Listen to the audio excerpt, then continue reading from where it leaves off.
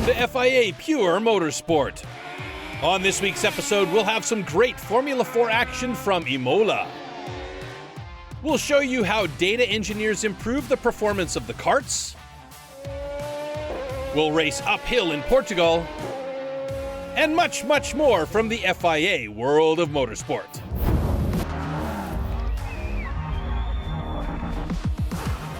The second round of the FIA European Hill Climb Championship takes place in Portugal. 7 months after hosting the FIA Hill Climb Masters, the city of Braga is once again vibrating with the sound of engines, and the competitors will once again find themselves at the traditional course of the Rampa del Falpera, with its 5-kilometer length covered at an average speed of more than 170 kilometers per hour. Tens of thousands of motorsport fans don't want to miss this spectacle. With this backdrop, it's no wonder that the drivers shine with great performances. The final day got off to a sobering start for two favorites in Category 2. Croatian Domagoj Perekovic had to park his Mitsubishi Lancer Evo 9 in Heat 1. Heat 1 was also the end for overall leader in Category 1 Karl Schagerl from Austria when he touched the track barrier with his VW Golf Rally. This affords other drivers an opportunity to shine, first and foremost Gabriela Carrera. The Portuguese racer had a great day in her Mercedes-AMG GT4 and impressed with consistent times.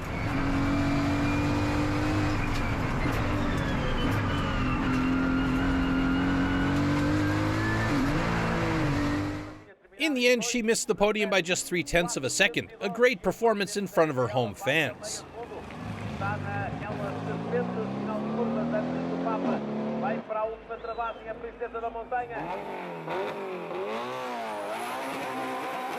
Domagoj Perekovic snatched third place away from her.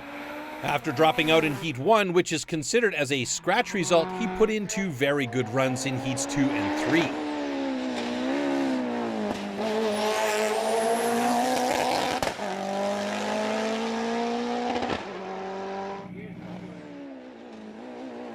In his Mitsubishi Lancer Evo 9, he stays under 2 minutes 17 in both heats and manages his first podium of the season.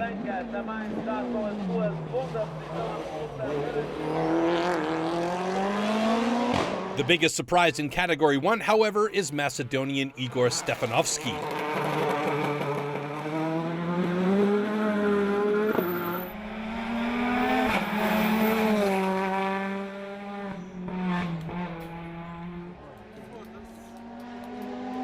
After a solid 7th place at the opening event in France, he drives well in Braga and makes it onto the podium for the first time with his Hyundai i30 TCR. With impressive times, he takes second place with a lead of 1.3 seconds.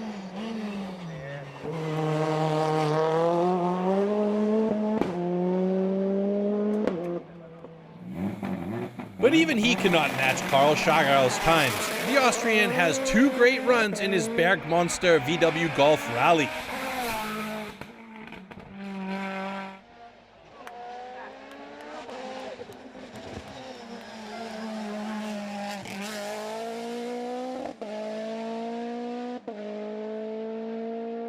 After being eliminated in the first run, he not only clocks an excellent time in the second run, but is able to beat his result by a good 2 seconds in the final run.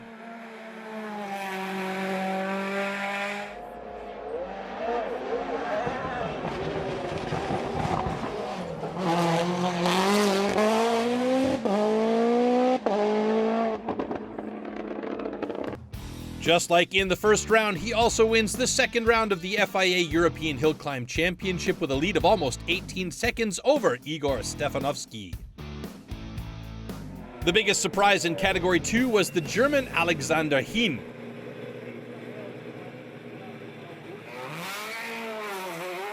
In only his second race in his Osella FA30, he immediately achieved a place on the podium.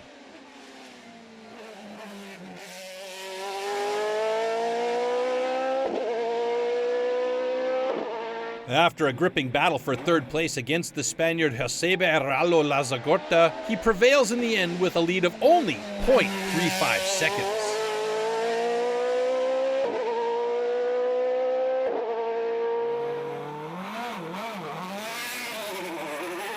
After a disappointing fifth place in France, Czech Peter Trinka is back in form in Portugal in his Norma M20 FC. He set the second best time in all 3 runs.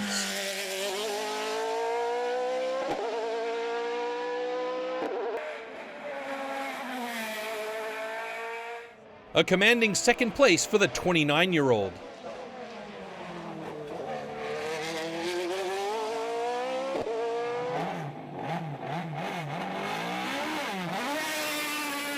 Christian Merli is the reigning champion and the most consistent driver in recent years. This season, he's not only driving in front, he's driving at another level.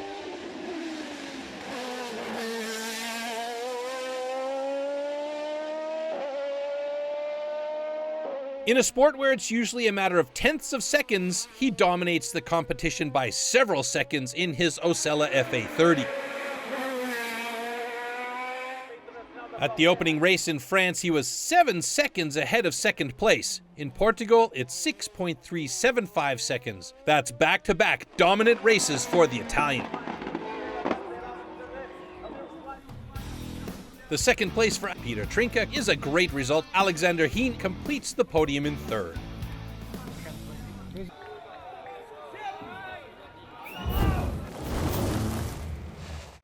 The Formula 4 Championship is the optimal entry point into the one-seater series for young and talented kart drivers who want to take the next step. I think that all the category just after the Formula 4 are quite similar in terms of driving style. Change the car, but what you learn here driving this kind of car is an experience that you can bring with yourself when you jump in a Formula Regional. To better protect the young drivers from the start, the FIA introduced the second generation of the F4 car. It's been carefully developed to offer significant upgrades in the key areas of safety and performance while remaining cost-effective for championship organizers and competitors. The car, it's a bit heavier, a bit wider and more safe actually. The most important change is first of all in terms of safety, because the new car, the new generation car has the halo system. The Halo is a driver crash protection system which consists of a curved bar placed to protect the driver's head and neck. They made some good improvements, especially with the Halo and other parts of the car. To ensure that the young drivers survive accidents unscathed, the survival cell has been upgraded to be in line with the most up-to-date safety standards, providing more protection and support for a driver during side impact. To achieve this, stringent load tests have been implemented for the survival cell side strength and the side of the frontal anti-intrusion panels of the new car. In the National F4 Championship, drivers at various stages of physical development drive the same car, which means it can feature teenagers as young as 15 racing against adults in their mid-20s. This is why the latest Gen 2 car has been designed to incorporate 3 seat shell sizes to optimize safety for all statures. This offers more ergonomic flexibility to accommodate different driver sizes and increased visibility to ensure maximum accessibility.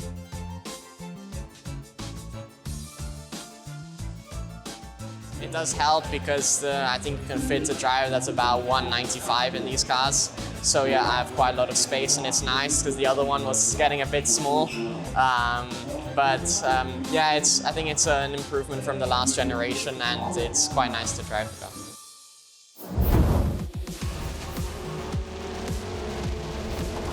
The Italian F4 Championship is the longest running of the Formula 4 series. It commenced in 2014, seeing young drivers who have reached Formula 1, such as Lance Stroll, Lando Norris, and Mick Schumacher.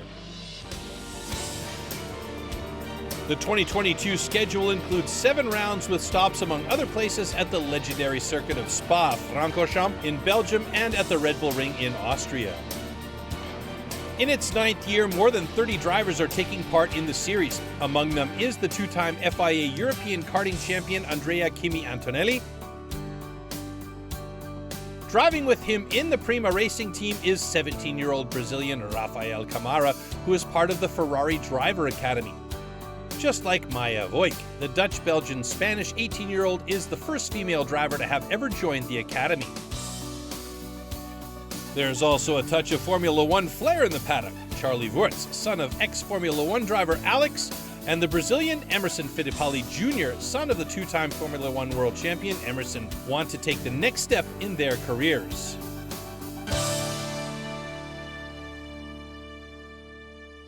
The first race of the new season sees two Prima Racing drivers in the front row, Andrea Kimi Antonelli, number 12, on the pole position on the right-hand side, and next to him, Rafael Camara. The Ferrari Junior Camara makes a strong getaway from the front row to challenge poleman Antonelli, but the Mercedes-AMG Junior is able to resist the attack to hold on to the lead, and already in the first lap, the two Prima Racing drivers are pulling away. Then Conrad Larsson lands in the gravel. The race is over for the Dane. Australian Marcos Flack tries to pass Arias Stoikmachian on the inside, but spins after short contact with the wheels. On lap 10, Antonelli suddenly slows, handing the lead to Camara before pulling into the pits to retire with a gearbox issue that left him unable to shift up into fifth gear. Number 22, Ireland's Alex Dunn has a great race. Starting from position 7, he completes his progress through the field, demoting Bedrine to second place. While Alexander Partashev breaks and ends up in the gravel, Camara comes under late pressure from Dunn, but holds him off to win by 0.338 seconds, with Bedrine resisting Wharton for the final podium spot.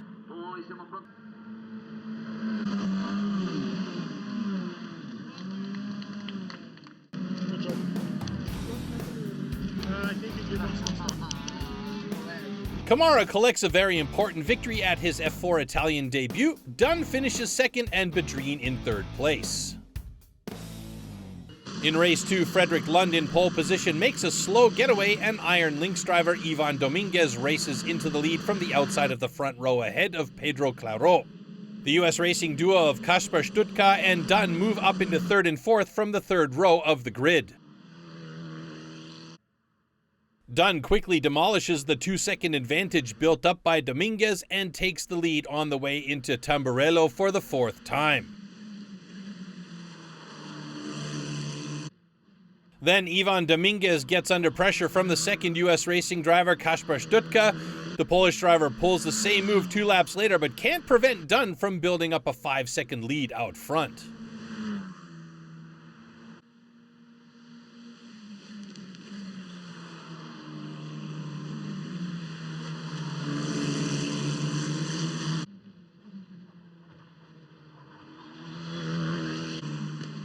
After battling with teammate Ivan Dominguez for 3 laps, Maja Voig finally overtakes him. Voig finishes 6th, thus claiming her best result in car racing so far.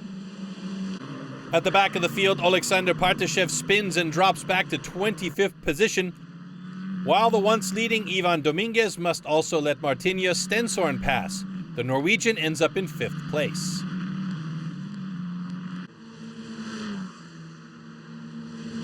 The only interruption of the race arrives with the accident between Flack and Badur.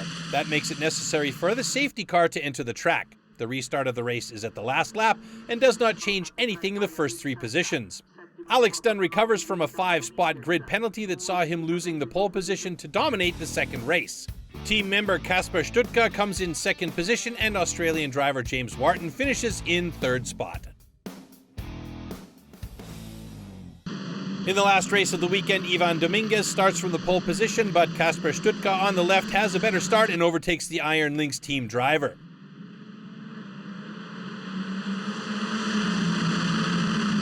By the end of lap 1, the Polish US racing driver has already built up a lead of 1.1 seconds. Number 88, Ferrari Junior Camara was quickly up to 3rd from 5th on the grid and closes the gap to Ivan Dominguez in 2nd position. A few moments later, he overtakes Dominguez before the braking zone for Tamburello and starts his attempt to catch up with the leader.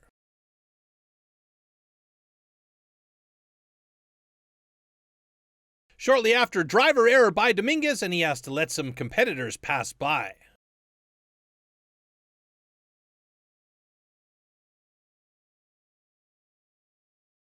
Antonelli's difficult weekend continues as he makes an overly optimistic move on teammate James Wharton, dropping the Australian down to 11th.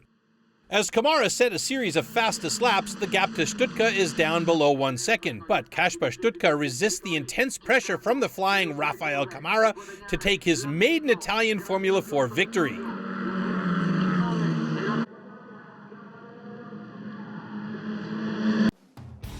After his win in race 1, Rafael Camara with a good solid second place finish, Alex Dunn completes the great race weekend with a third podium finish in his third race.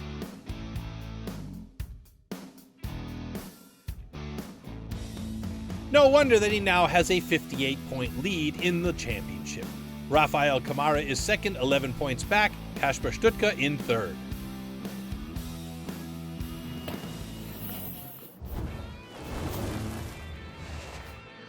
The second round of the Formula Regional European Championship by Alpine also took place at Imola. In the first two races of the weekend, Gabriele Mini was starting from the pole position and held the lead from start to finish. But the Italian got a 10-second penalty for a jump start and fell in the standings back to 20th place. This way, second-place finisher Dino Berganovic from Sweden took his second win of the season. Mari Boya got the second step on the podium. The Spanish driver preceded Paul Aron. In the second race of the weekend, Gabriele Mini again starting from the pole position and this time without any mistakes. He confirmed his excellent form with a lights-to-flag win, his first of the season. Dino Berganovic finished in second position, and with 4 podium finishes on the season, the Swede extends his overall lead in the championship. Brazilian Gabriel Bortoleto completed the podium in third. Ugandan driver Jas Mangat and co-driver Joseph Kamya are the winners of the 2022 Pearl of Africa Uganda Rally. It was his first Pearl of Africa Rally win since 2013 and the first for a local crew since 2016. In the third round of the FIA Africa Rally Championship, Zambia's Leroy Gomez and Ursula Gomez took second place, finishing 5 minutes and 5 seconds behind. With their third podium finish, they continue to lead the FIA Africa Rally Championship standings with 78 points, ahead of the Kenyan pair of Patel Khan, who are 33 points behind. The Italian-Belgian team of Giancarlo David and Silvia Findervogel finished in a very good third place. Round 2 of the 2022 FIA European Historic Rally Championship was held in the Czech Republic with the 30th historic Flatva Rally based in the city of Klatovy as host of the event. The Audi Quattro of reigning Category 3 champions Zippo and Dennis Pacino posted the fastest overall time on 4 of the 7 stages to take the finish 23.8 seconds ahead of the Lancia Rally 037 of the Finns Vili Silvasti and Risto Pitalainen.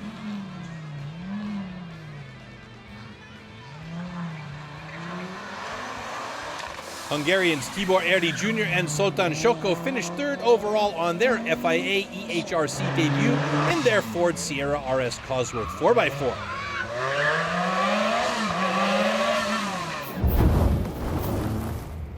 To be successful in karting, you need talent and driving skills, but it's not enough to just sit in the seat and push down the foot.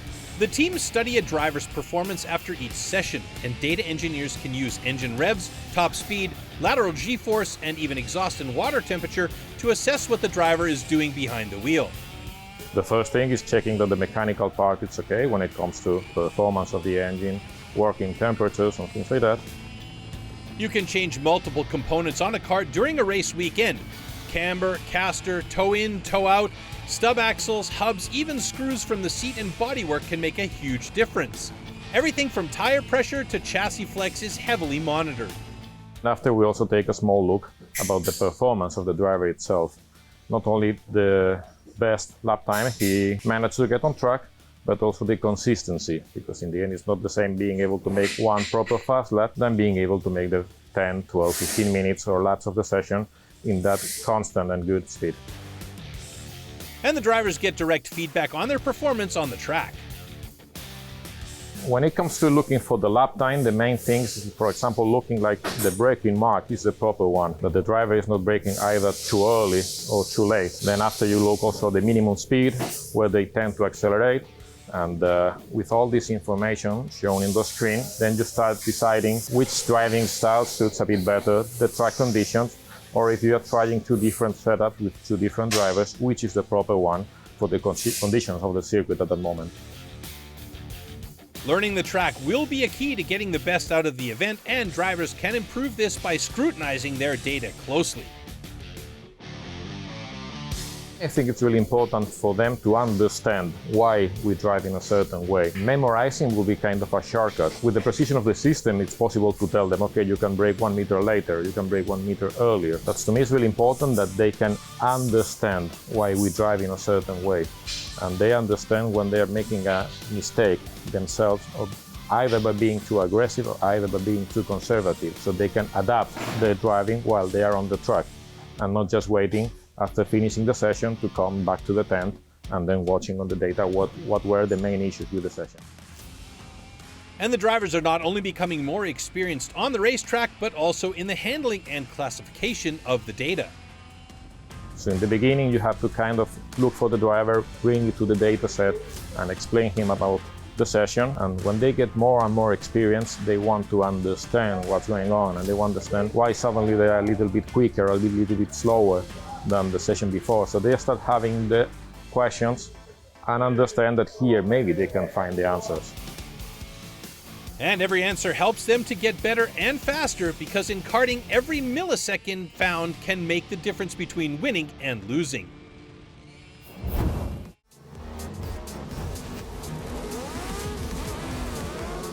The home of champions, Karting Genk, scene of many top-level racing drivers' first steps into motorsport competition.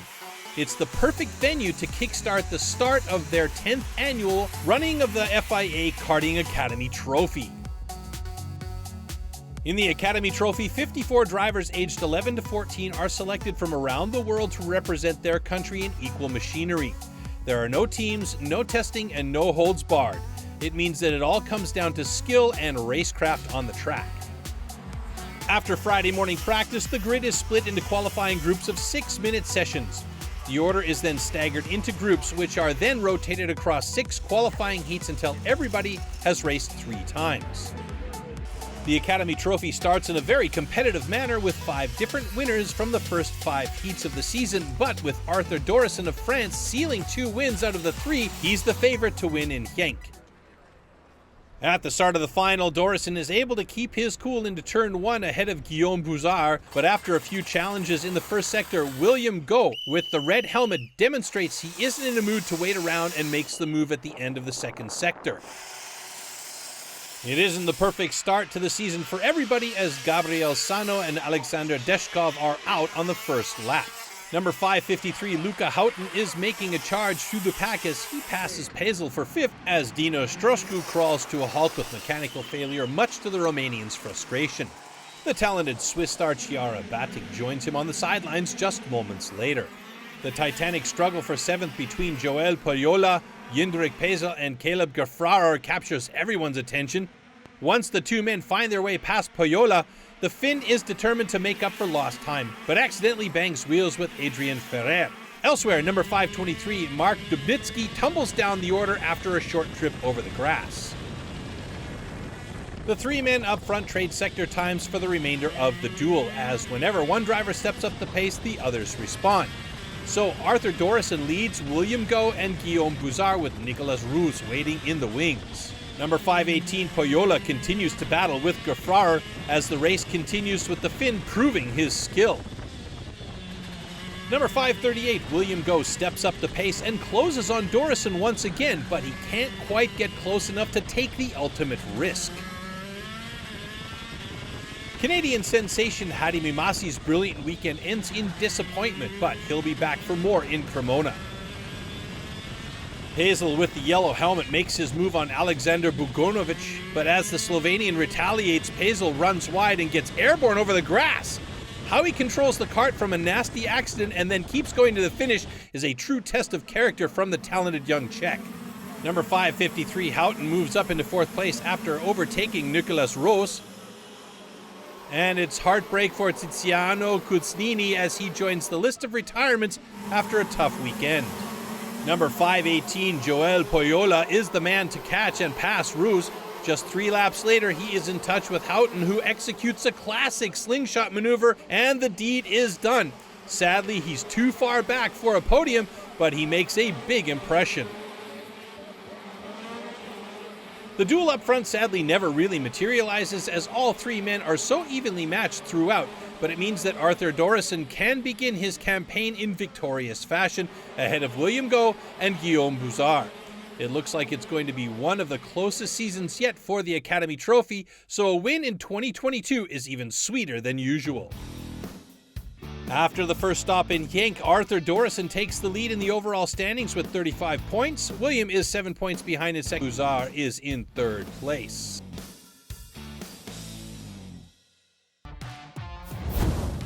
That's it for today. On our next episode of FIA Pure Motorsport, we're in the south of France with the Formula Regional. We'll be opening the autocross season in Latvia, and we'll show you spectacular drag racing from England. Till next time, take care everybody, and ciao.